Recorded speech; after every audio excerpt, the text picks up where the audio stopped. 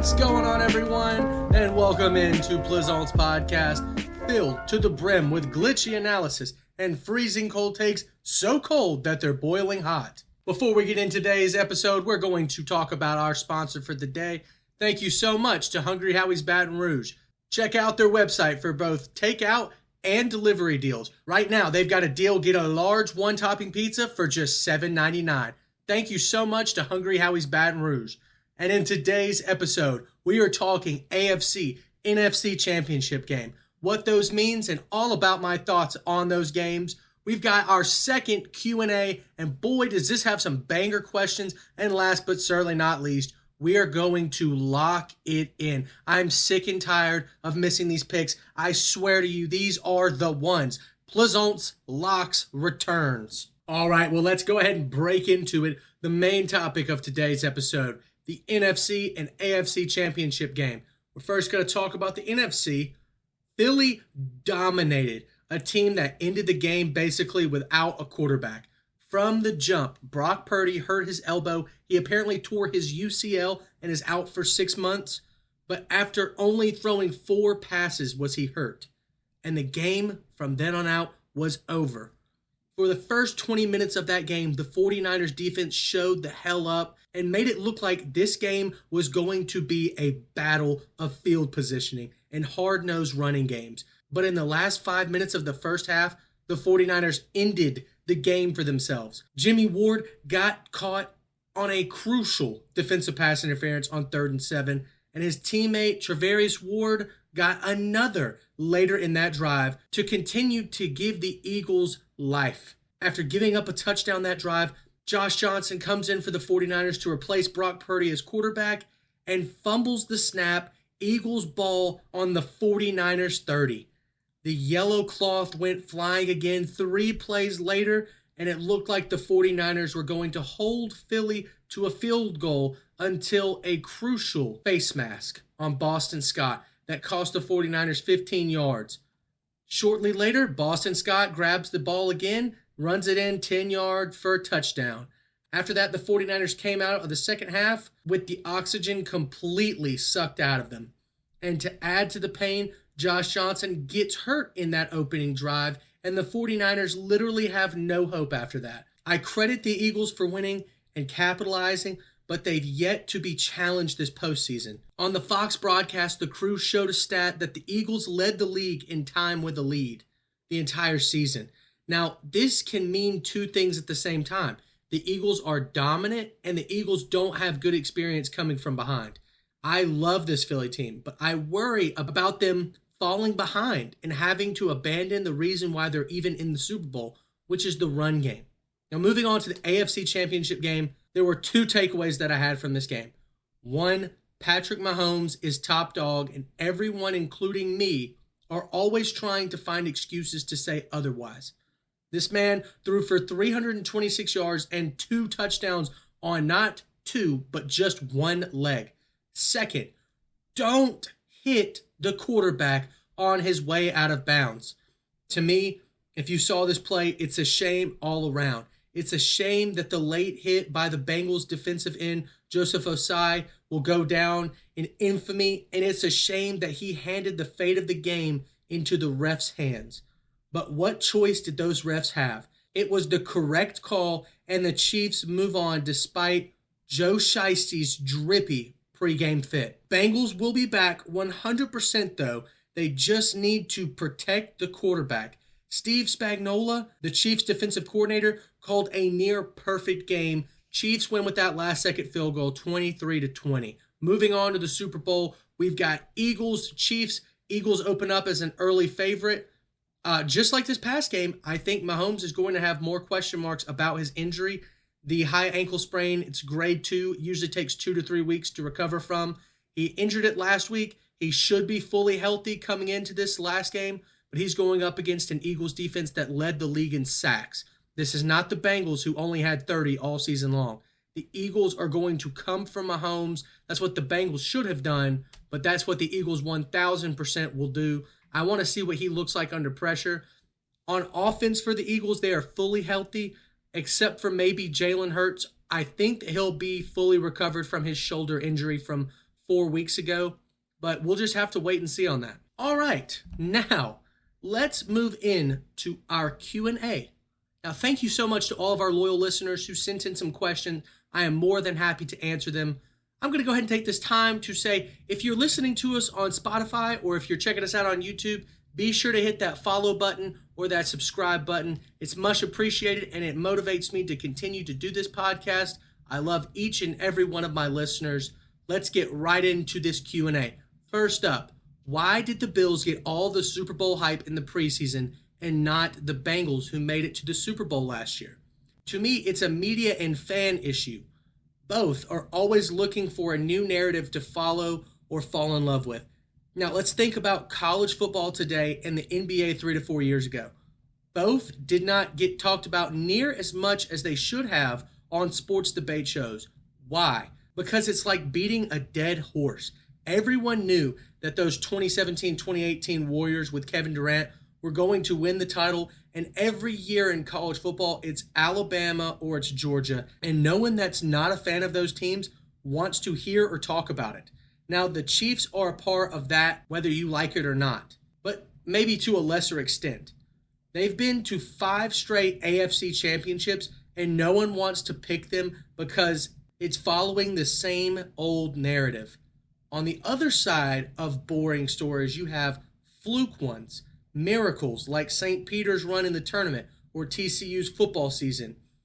To me, that's what the Bengals run was last year. Now, they proved me wrong this year by getting back to the AFC Championship, but if you combine all of that with, the Patrick Mahomes Chiefs narrative is too overplayed, and the Bengals, could they really have that magical a season again? You get somewhere in the middle, and that's the Bills, who barely lost against the Chiefs in the playoffs, and they signed a Super Bowl winner, Von Miller.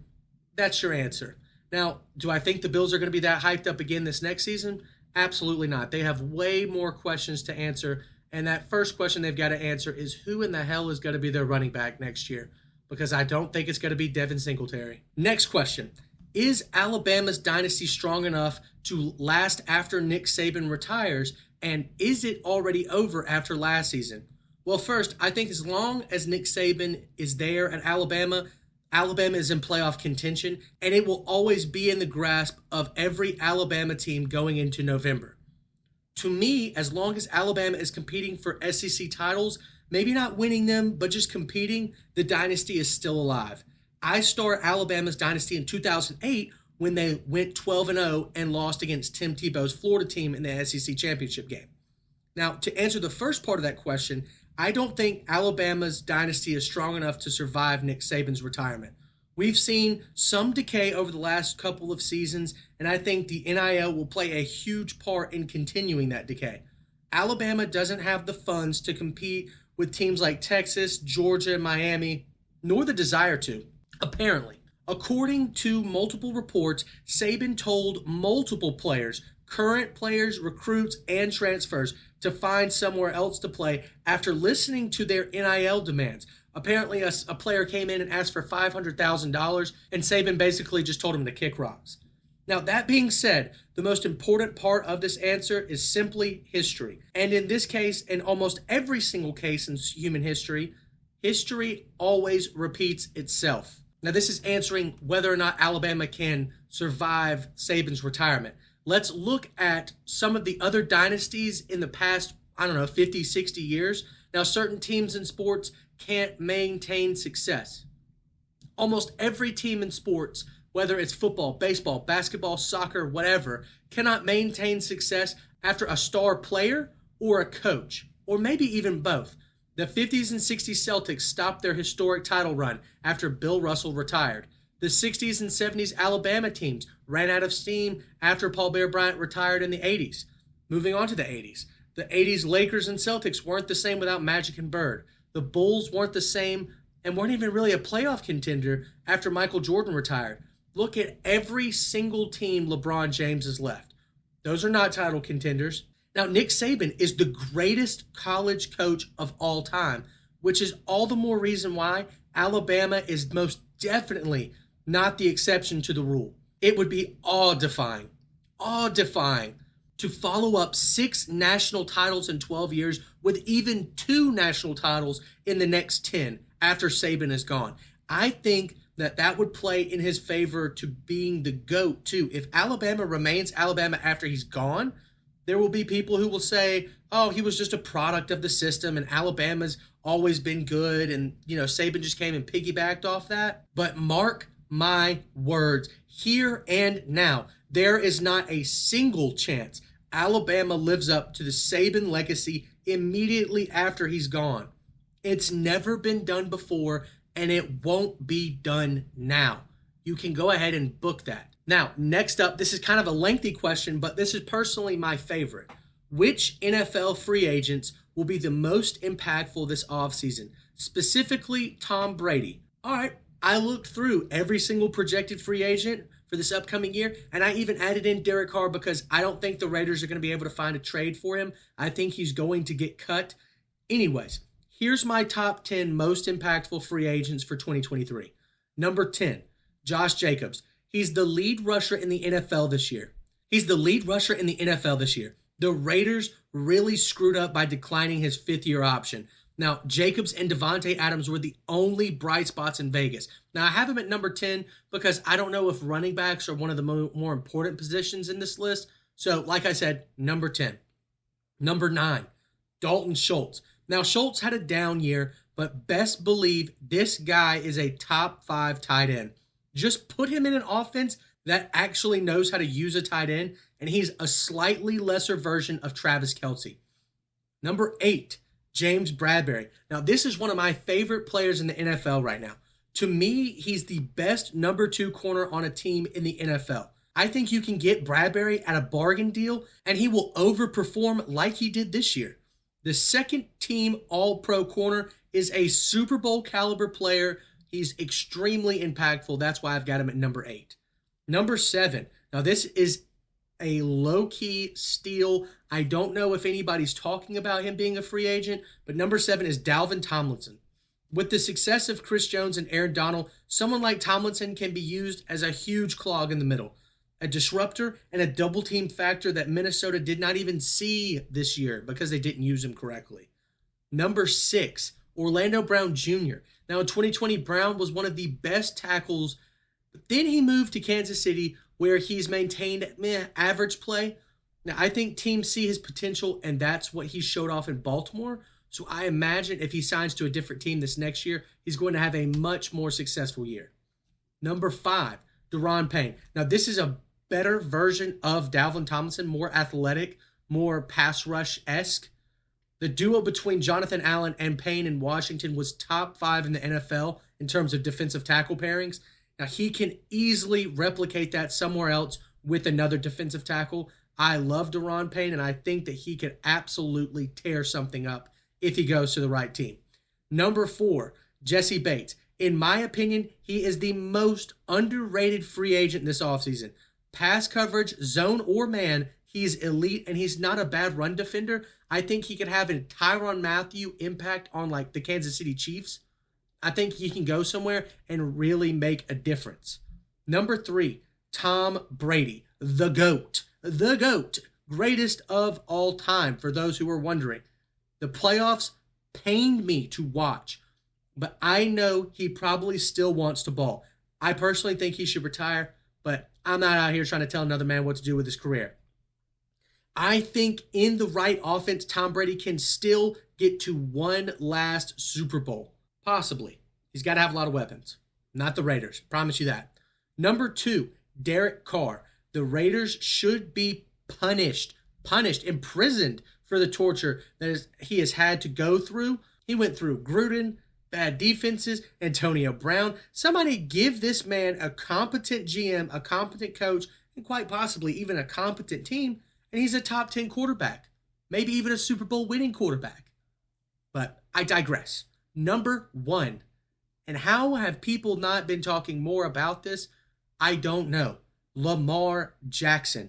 I would love to have Lamar throw to someone besides Mark Andrews or Mark Andrews or Mark Andrews. This is Mike Vick 2.0 with a dog mentality. Lamar can win Super Bowls for any team that has a wide receiver that can spread the field and give him the ability to run the football. Number 1, Lamar Jackson. That's my top 10 NFL free agents this year. Next question up.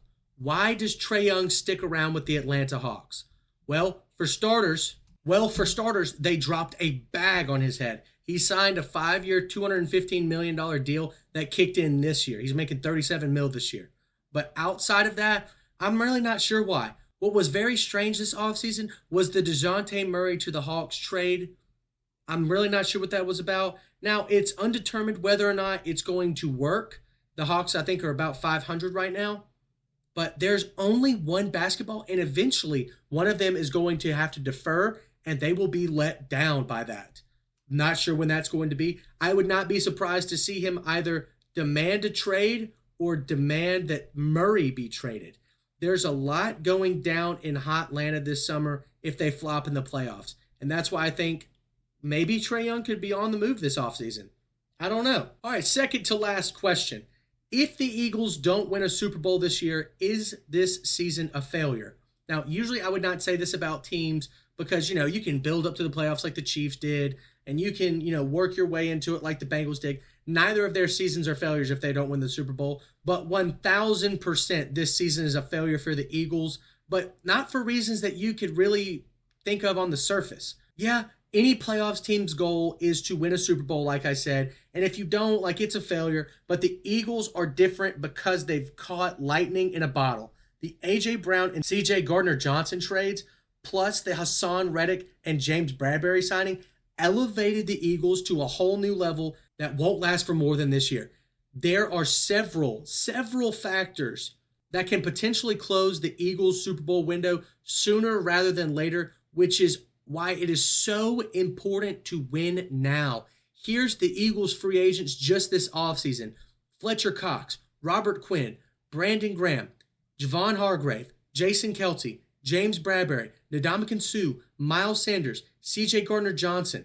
That's so many core players, many of which are the backbone of this team. Now, Jalen Hurts is playing himself into a max deal, so he won't be cheap forever. I don't know if the Eagles can get to the Super Bowl in the next 2 or 3 years. Just like the 2018 season, the Eagles didn't really get back to the Super Bowl until now. Now, you have to win at all costs because it might be a while before you can get back. Now, my last question that I've had from a viewer is, what are your thoughts on the 2-point overtime rule in college football? Now, for years, everyone has always said the college football did overtime better than the NFL. But here's a Plizont Freezing Cold Take, so cold that it's boiling hot. I think the NFL does it right now. I like ties in the regular season, and I like the games being played like the first 4 quarters.